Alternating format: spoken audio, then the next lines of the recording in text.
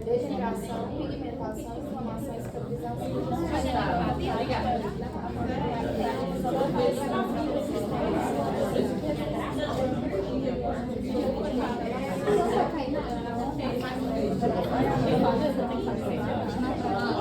Tá mais fresca essa sala?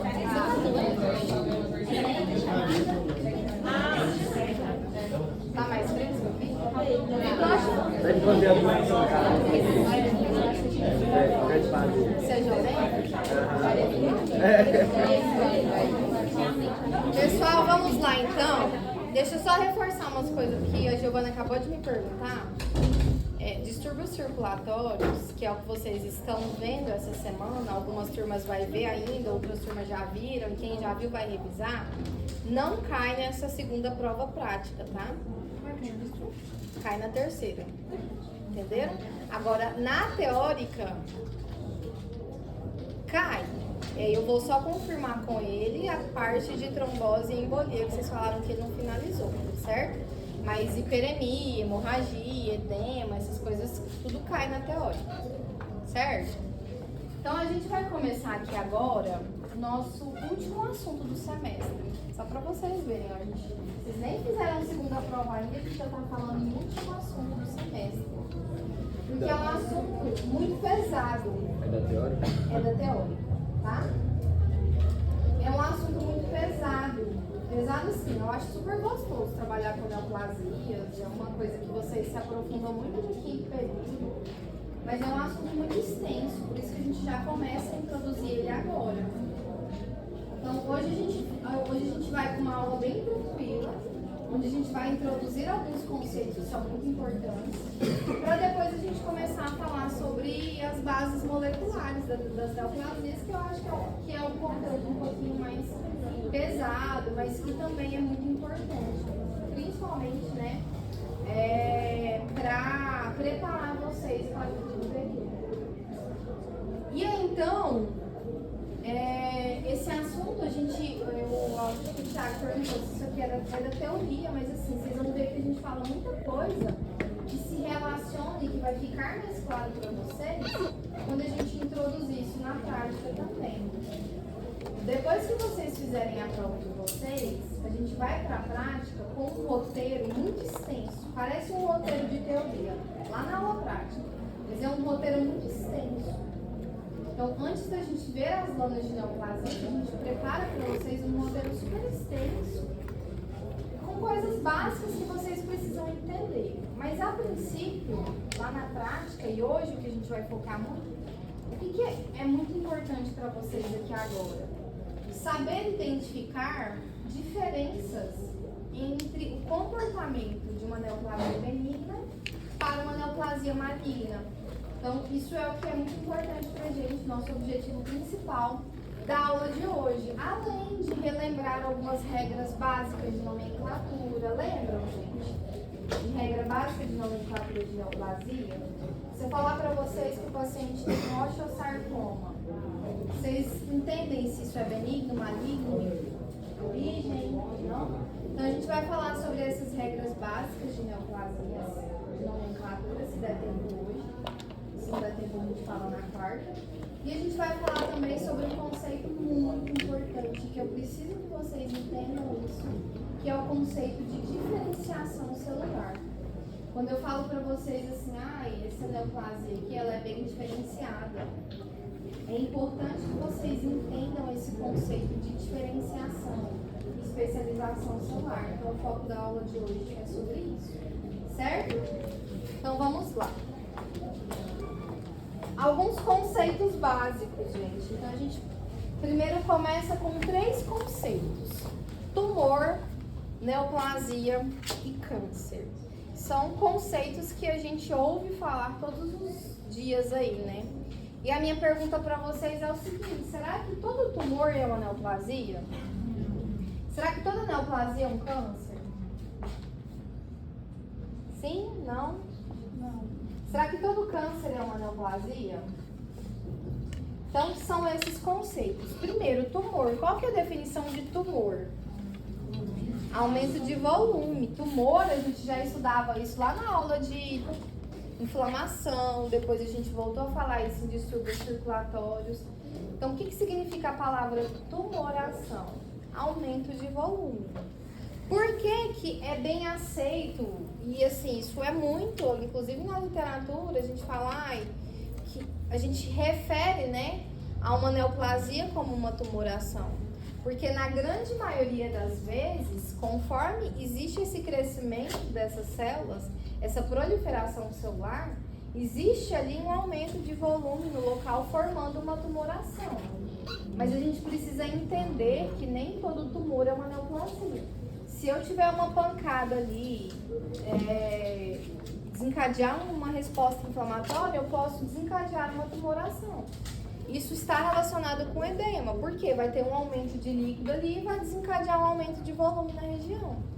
Se a pessoa tem ali também um tumor, que geralmente é uma massa sólida, proliferando células em algum local, também vai desencadear ali uma tumoração. Então é bem aceito. Eu não estou falando para vocês que é errado eu me referir a algum tipo de neoplasia como um tumor. Isso é bem aceito, tá? A gente só precisa compreender que eu não posso generalizar e pensar que todas as vezes que eu usar a palavra tumor, eu estou falando de uma neoplasia.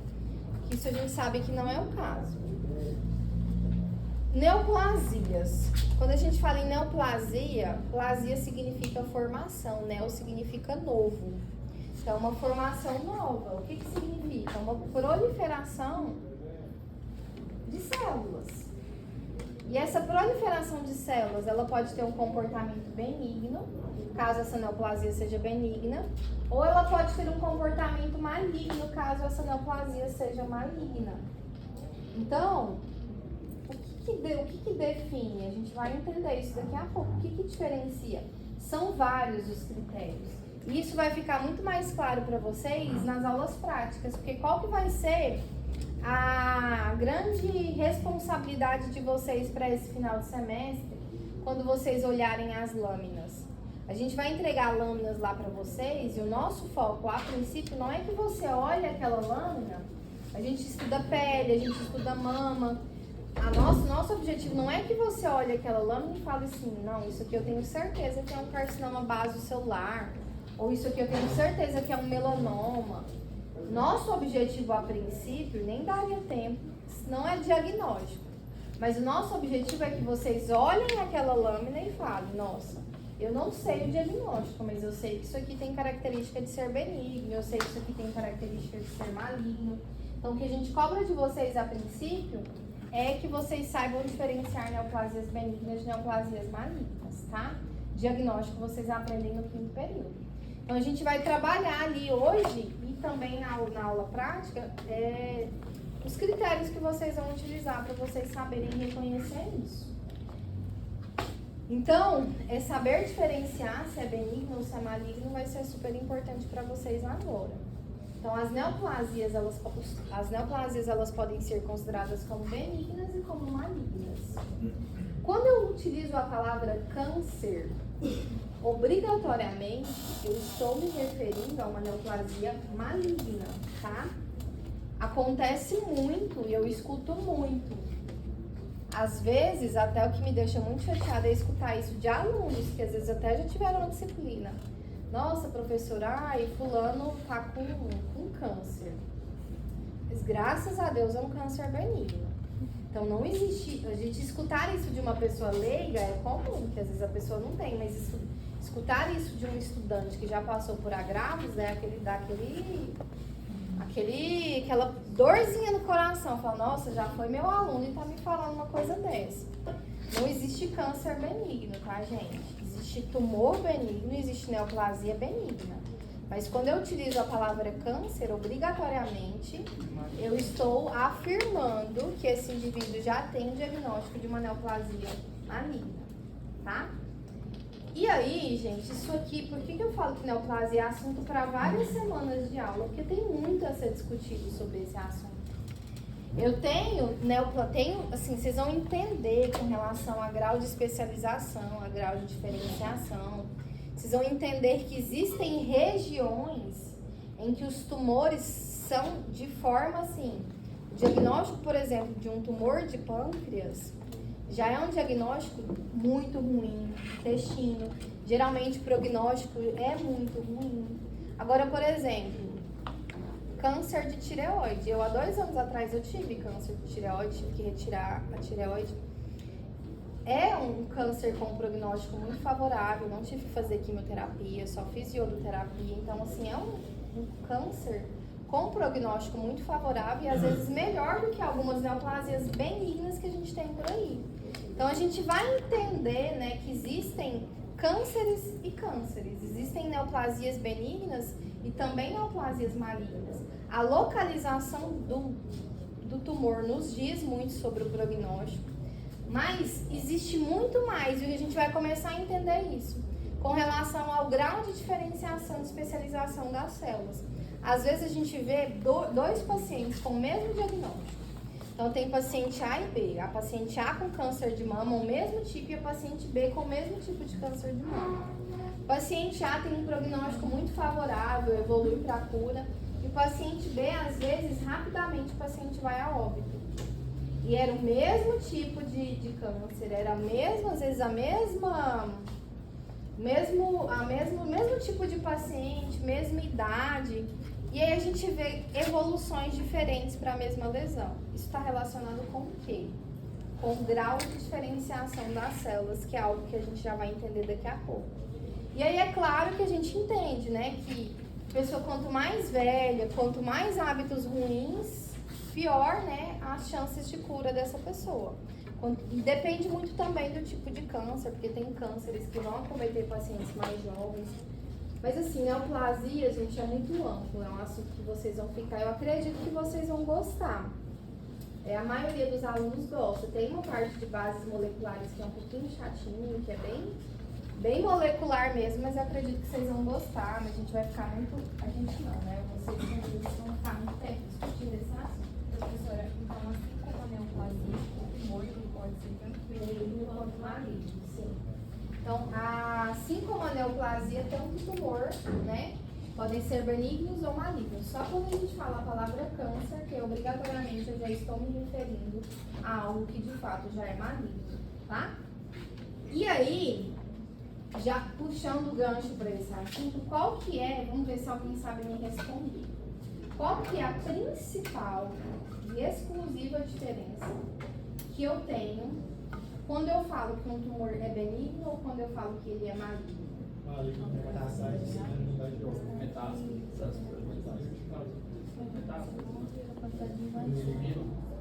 Metástases.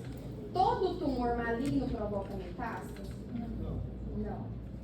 Então, um pouquinho antes disso, alguém acha que respondeu? Não. capacidade que ele tem de invadir. Quem falou? Priscila. Capacidade de invadir. Isso, gente, é o que determina, o que diferencia um tumor benigno de um tumor maligno. Tumor benigno provoca metástase? Jamais. Por quê? Porque o tumor benigno não invade.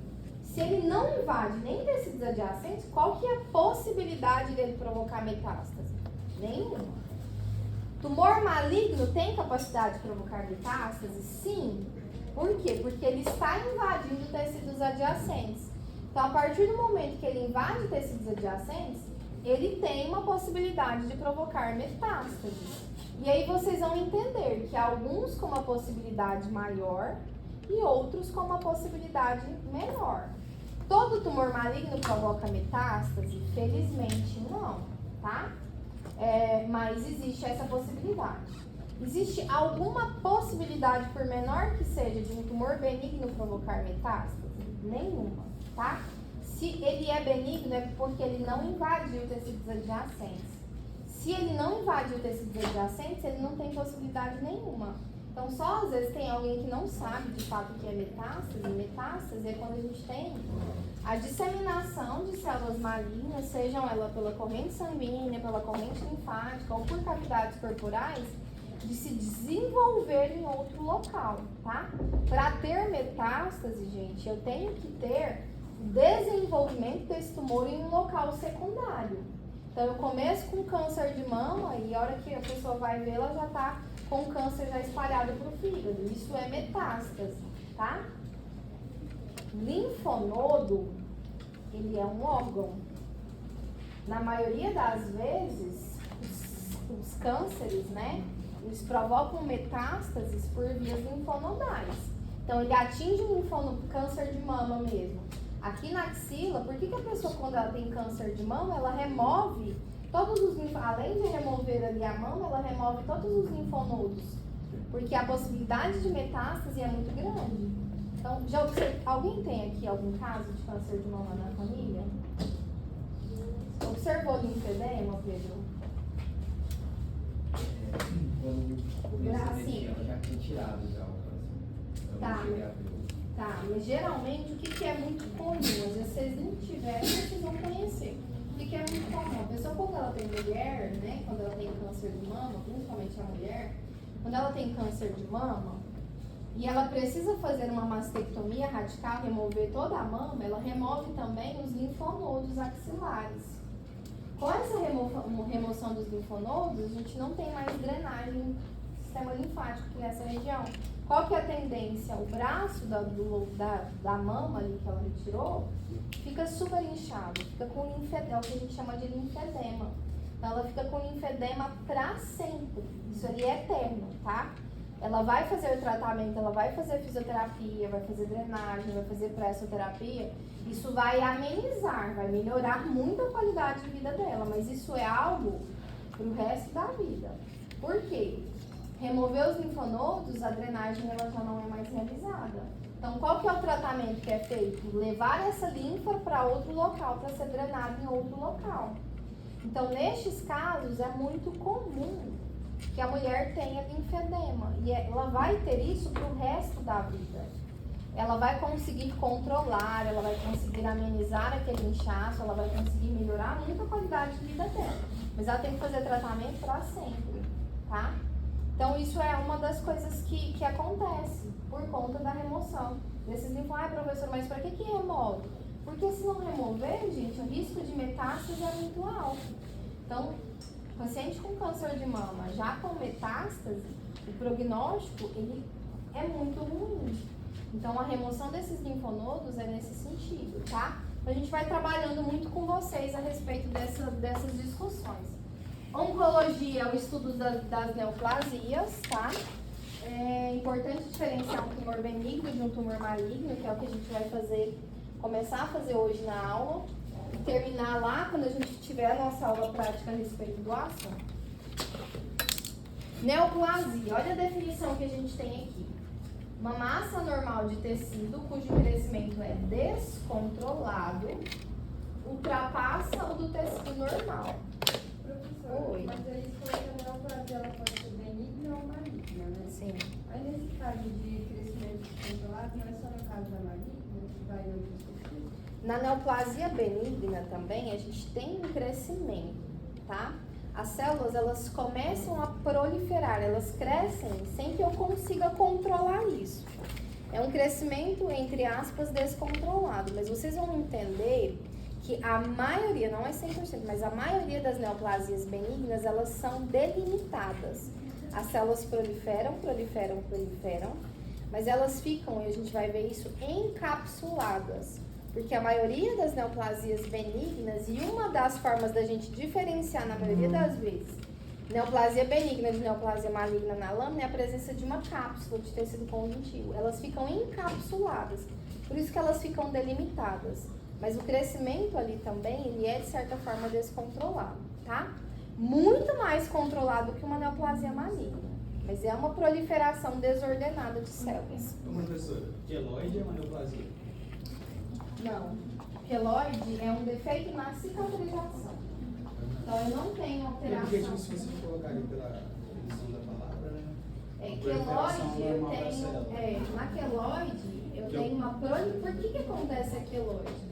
As células começam, os fibroblastos começam a produzir tanto colágeno que eles não reconhecem que aquela cicatrização já foi preenchida, que o tecido ele já foi preenchido, que não precisa mais, ele continua produzindo cicatriz.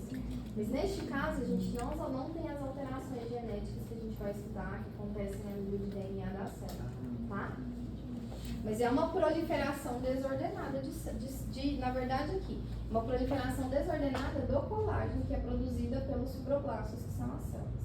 De qualquer forma, os fibroblastos também proliferam, mas não existe uma alteração genética e nem uma alteração morfológica. Existe uma das neoplasias que vocês vão ver lá na prática, que é uma neoplasia de fibroblasto. Vocês vão poder relacionar um pouco com o que o Danilo está comentando, tá? Mas não tem nenhuma alteração a nível celular desses fibroblastos. Eles só por algum motivo, e na maioria das vezes esse motivo é genético, na queloide, eles não entendem que a cicatrização já foi encerrada, não precisa mais. Continua depositando cicatriz, mas não tem relação com neoplasia. Outra informação importante, o crescimento persiste de maneira excessiva, que mesmo após a remoção dos estímulos que provocam alteração. O que significa isso? Ali, ó, fumar causa câncer de laringe, né? Uma imagem de... Só um pouquinho, Pedro. Uma imagenzinha de caixinha de cigarro. para mostrar os malefícios, né, do cigarro. Então, o paciente que teve câncer de laringe por conta do cigarro. Vamos supor que o paciente descubra o câncer hoje. Se ele parar de fumar, o câncer vai desaparecer? Não. Então, é exatamente isso que fala aqui, ó. O crescimento persiste de maneira excessiva, mesmo após a remoção dos estímulos que provocavam a alteração. Câncer de pele, que é o câncer mais comum, disparado, o câncer mais comum de todos. Câncer basocelular, carcinoma basocelular. O carcinoma basocelular, ele é provocado por excesso de radiação ultravioleta. Então, o paciente ele ficou exposto ali ao longo da sua vida, por muitos anos exposto à radiação solar sem nenhuma proteção. Desenvolveu câncer de pele. A partir do momento que ele teve câncer de pele, ele para de ficar exposto. Ou ele usa protetor, ou usa roupa térmica, para de ficar exposto. O fato dele parar de ficar exposto ao sol vai fazer com que a lesão desapareça? De forma nenhuma.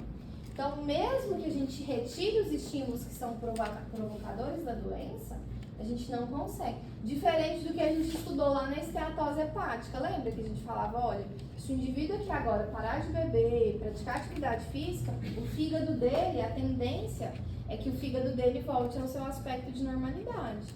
Então, retirou os estímulos, a tendência é que volte ao normal. No caso de uma neoplasia, a gente sabe que isso não acontece. Pode falar.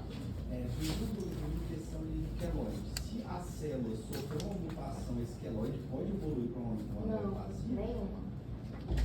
No caso da Mesmo se queloide, sofreu uma não. mutação maligna? A queloide, gente, ela está relacionada muito mais com um defeito, um defeito na cicatrização do que com qualquer alteração relacionada ao câncer, tá? Professor? E por que em casos extremos de queloide, que já se tentaram outros tipos de tratamento, escolhe quimioterapia? É porque, na verdade, ó, o que acontece? Queloide, gente, existem muitas pessoas que trabalham, que tratam a queloide, que falam que para queloide a prevenção de fato é o melhor tratamento. Por quê? Existem muitos casos de pacientes que tratam a queloide com abrasão, com crioterapia. Já viram queloide em lóbulozinho de orelha? A pessoa vai lá, remove a queloide. Daqui a pouco ele volta maior ainda. Por quê? Provocou ali uma agressão.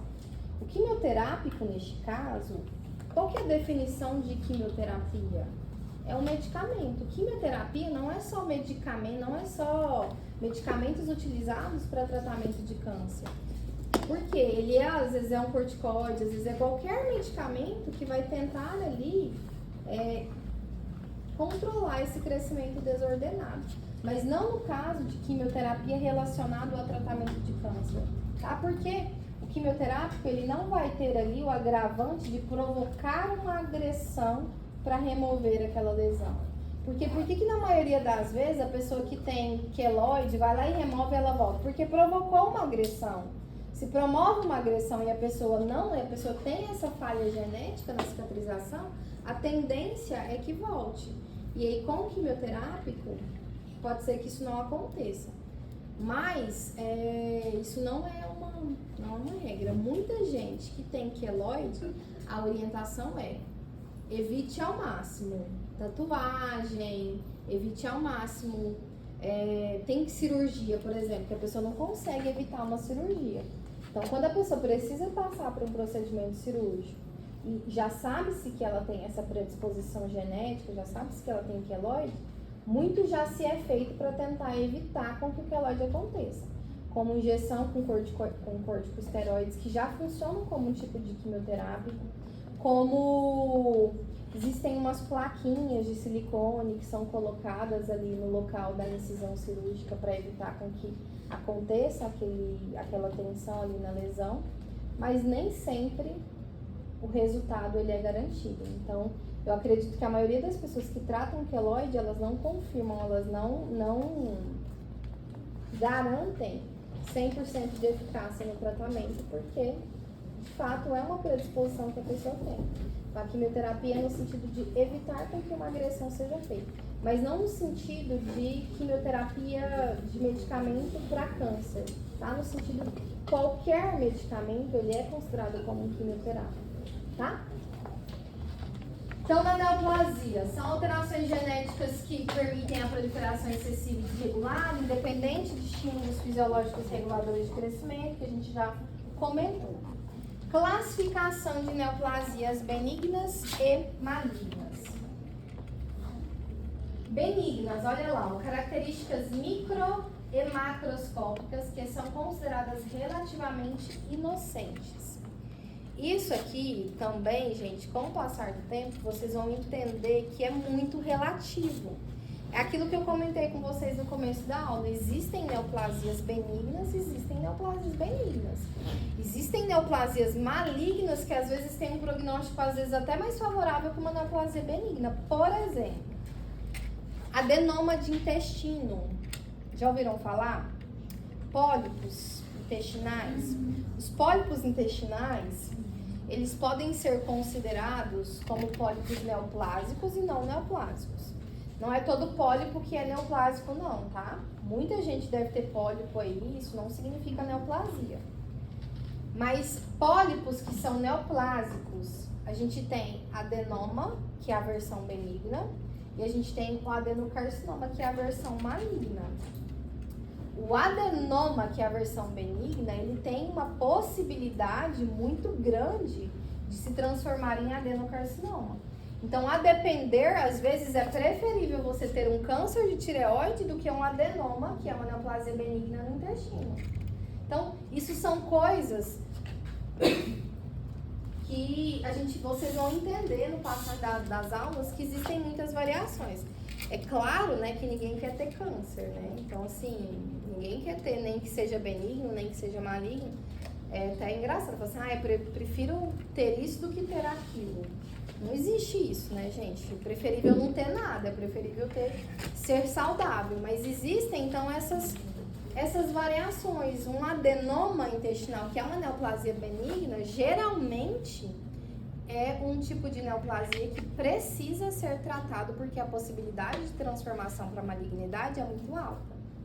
Porque na grande maioria dos casos, gente, na grande maioria dos casos, quando um tumor ele é benigno, ele não vai causar muitas complicações, ele não vai ter ali... Às vezes, os médicos optam por nem tratar, porque aquilo lá não oferece risco nenhum para o paciente. Então, vocês vão ver que existem essas variações, essas várias possibilidades. Por exemplo, todos os nervos, essas pintinhas que a gente tem no corpo, são neoplasias, consideradas como neoplasias benignas. Vocês vão estudar isso lá no quinto período. Os nervos, que são as pintas, eles são considerados como neoplasias benignas, tá? Alguns desses nervos, algumas dessas pintas, começam a ter um comportamento, com o passar do tempo, um comportamento diferente. Às vezes a pinta começa a crescer rapidamente, começa a ficar com uma região ali mais ulcerada, ter um material necrótico, começa a crescer de maneira... Você vê ali a pintinha crescendo de maneira muito rápida, aí isso é um caso que merece preocupação. E a pessoa começar a sentir dor também. Sentir dor, eu começar a um coçar, ter dúvida. que a paciente que tem esses nervos e ela fala que sentiu muita dor neles. Então, são essas as queixas, né, que a gente vai começar a investigar, porque o nervo, ele tem a possibilidade, por menor que seja, uma pintinha pré-existente que você tem, ele tem uma possibilidade de se transformar num câncer de pele. Então, são essas coisas que a gente vai investigar, mas na maioria das vezes, gente, todo mundo sai queimando, sai tratando, sai removendo todas as pintas que tem no corpo? Não, né? Então, e são consideradas neoplasias benignas. Então, na maioria das vezes, as neoplasias benignas, com algumas exceções que a gente vai trabalhar com o passar das aulas, no quinto período também, na maioria das vezes as neoplasias benignas não têm possibilidade nenhuma de transformação para malignidade. Com algumas exceções, como o intestino, por exemplo. E as neoplasias malignas, olha aqui, a lesão pode invadir, destruir as estruturas adjacentes e disseminar para sítios distantes, provocando metástases e podendo levar o indivíduo à morte. Nem todas as neoplasias vão provocar metástases, mas todas as neoplasias elas vão invadir. O que é essa invasão, gente, que eu menciono? Qual que é a estrutura da pele? Como que ela é dividida? Me ajudem. De cima para baixo, superfície para profundidade. Epiderme e derme. Ok, epiderme e derme. Na patologia a gente considera essas duas estruturas. A hipoderme ela entra como um tecido subcutâneo, como um tecido subjacente. Então, epiderme e derme. O que é considerado uma neoplasia? Quando as células da epiderme invadem a derme, certo? Isso é uma neoplasia. Se essas células elas estão proliferando, isto é uma neoplasia maligna, tá? Isso é um câncer.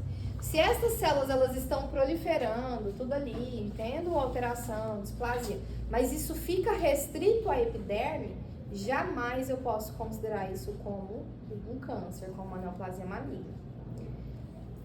Em algum momento também, acho que lá na prática, depois com o professor Vinícius, a gente vai falar com vocês sobre as lesões pré-malignas, tá?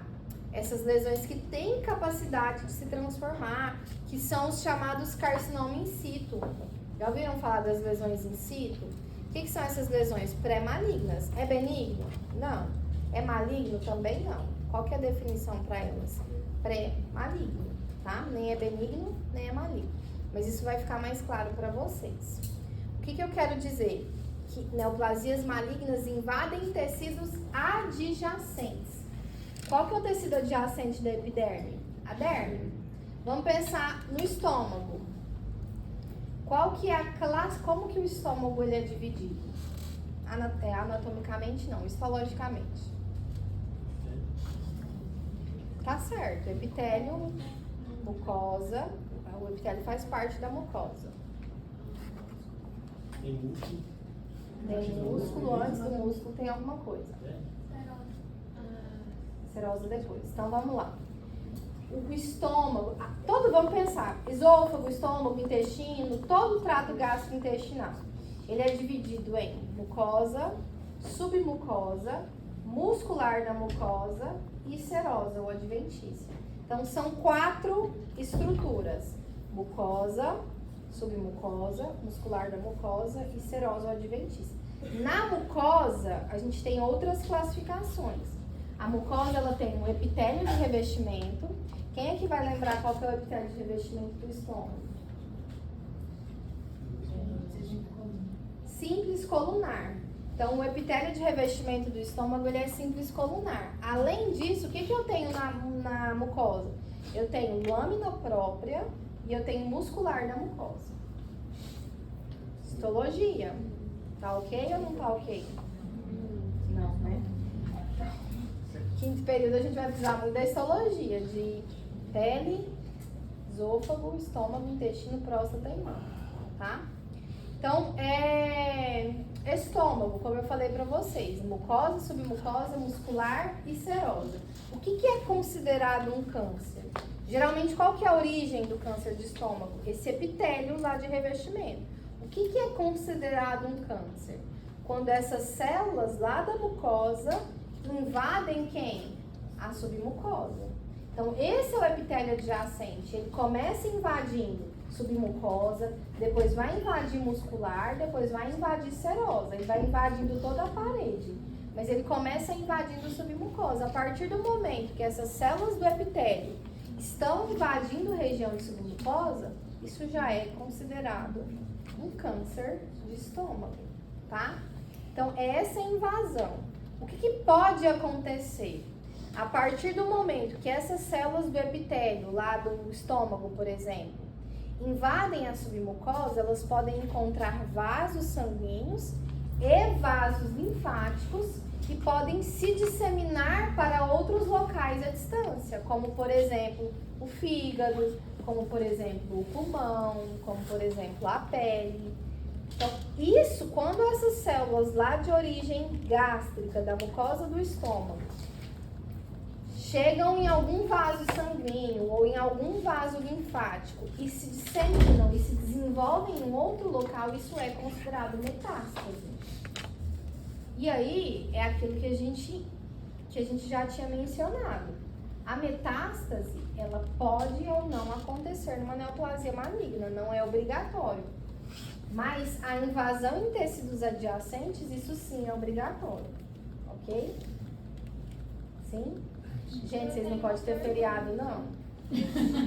Meu Deus, no verão uma semana, vocês são mais cansados que eu. Você falou que tem essa neoplasia na mucosa, certo? Ela chegou no capilar e ela disseminou tendo metástase. Não, quando ela chega no vaso, ela chegou lá no vaso sanguíneo, ela está só se disseminando. Tá? Porque o vaso sanguíneo é a forma de disseminação. Isso vocês vão estudar depois, vai ficar muito mais claro. Então, a partir do momento que ela passeou lá pela corrente sanguínea e se desenvolveu em outro órgão, aí ela chegou no fígado. Lá no fígado, essas células começaram a se desenvolver. Isso é considerada metástase. Tá, mas a minha pergunta, na verdade, não é isso. Quando, antes dela chegar no capilar, então, ela vai ser uma neoplasia benigna. Ela só se torna maligna quando ela começa. Não. Ou só pela possibilidade dela. Não. A partir do momento em que essa célula do epitélio, vamos pensar na pele que é mais fácil. Então, as células da epiderme, a partir do momento que essas células que têm uma alteração nelas começam a proliferar, que começam a sofrer mutações, prolifera, que invade a derme, a partir do momento que ela invadiu a derme, isso já é um câncer. Se neste processo ela achar um vaso linfático ou um vaso sanguíneo e se disseminar, se desenvolver em outro local, isso é metástase. Mas só o fato da epiderme invadir a derme já é câncer. Lá do estômago, se as células da mucosa gástrica começarem a proliferar e invadir a submucosa, isso já é câncer. Então, Não é necessariamente que ela vai encontrar um vaso linfático, um vaso sanguíneo e vai disseminar. Mas a partir do momento que ela proliferou, por exemplo, eu estou olhando aqui como que a gente olha isso na lâmina? Estou olhando uma região de submucosa do estômago. E eu estou vendo células que parecem células lá do epitélio de revestimento, que não deveriam estar lá, mas estão. Eu já olho e falo, nossa, aqui tem câncer, porque eu estou vendo células do epitélio da mucosa que estão na submucosa. Isso é câncer. então toda neoplasia vai começar como sendo benigna, porque ela começa em um lugar só, depois ela dissemina. Não é que ela começa sendo benigna, são coisas diferentes. São comportamentos diferentes, isso vai ficando mais claro para vocês, tá? Não é que isso aí, gente, não é que toda neoplasia começa benigna e ela desenvolve malignidade. Isso não é assim que acontece, tá? São vários fatores que a gente vai entender. As neoplasias benignas, por que elas não desenvolvem malignidade? Porque na maioria das vezes elas são encapsuladas. Então, é o comportamento que essas células têm, as mutações que elas sofrem para aquilo acontecer, tá? Mas geralmente não acontece assim. Uma benigna se transforma em maligna. Na grande maioria das vezes não é isso que acontece. Vai saber tá? pela formação Sim, física dela. pelas características que vocês vão ver, que vocês vão aprender a diferenciar isso. Então vamos lá com algumas diferenças importantes.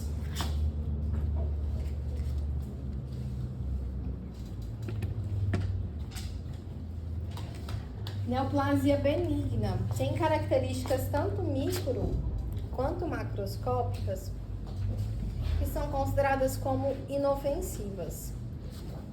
O que são essas características? Aqui a gente vê uma lesão, uma tumoração, provocou um aumento de volume. É uma neoplasia benigna que tem características macroscopicamente como características de benignidade. O médico vai olhar isso aqui e vai falar de cara, não, isso aqui é benigno, não se preocupa. Geralmente não. Geralmente a biópsia é que vai definir ali o diagnóstico. Mas existem algumas características muito particulares. Observem que é uma lesão bem delimitada, certo? Se a gente tiver possibilidade de manuseio aqui desse tumorzinho, dessa tumoração, a gente vai ver que esse tumor geralmente ele é mais flexível. ele não tem uma rigidez. Porque geralmente as neoplasias malignas, elas são enrijecidas. A gente vai ver daqui a pouco que elas se assemelham muito com o comportamento de caranguejo. Caranguejo, ele não gruda em tudo que ele... Não, células com comportamento maligno também, elas vão se aderindo ali àquela região, que elas vão ficando completamente rígidas. Pode falar, Dani. Uma dúvida interessante. Quando faz biópsia, ela tem uma capacidade de desencapsular a neoplasia ou não? Não. O que pode acontecer é que você lá no fragmento que você retirou do tecido, é você não ter a oportunidade de visualizar a cápsula, tá? Mas ela desencapsular do tecido não. Então, limites bem definidos. Existe uma mobilidade no tecido. Não tem possibilidade nenhuma de provocar metástase. Daqui a pouco eu vou dar aula pra ninguém, né? Quantas horas? 3 horas. Nossa senhora, não fui nem no... já, no intervalo pra vocês, bem rápido. Existe uma impossibilidade completa, jamais neoplasias benignas vão provocar metástases, porque a gente acabou de entender que elas nem invadem. Se elas nem invadem, como que elas vão chegar em vasos sanguíneos? Não existe essa possibilidade. Possibilidade nula, zero. Pode falar. Na grande maioria das vezes, sim, mas não é uma regra 100%. Tem neoplasias benignas que não vão estar encapsuladas, tá? Mas na grande maioria, sim. Crescimento, gente, é um crescimento expansivo e lento. As células, elas vão expandindo, elas vão crescendo, a gente vai ver isso através de algumas imagens. Como que é a forma, geralmente, de neoplasia maligna crescer? Infiltrar. Ela vai infiltrando. É como se eu colocasse, deixa eu dar um exemplo aqui, é como se eu colocasse, eu não sei qual que é a capacidade dessa sala, mas é como se eu colocasse 400 pessoas aqui dentro. Se for uma neoplasia benigna,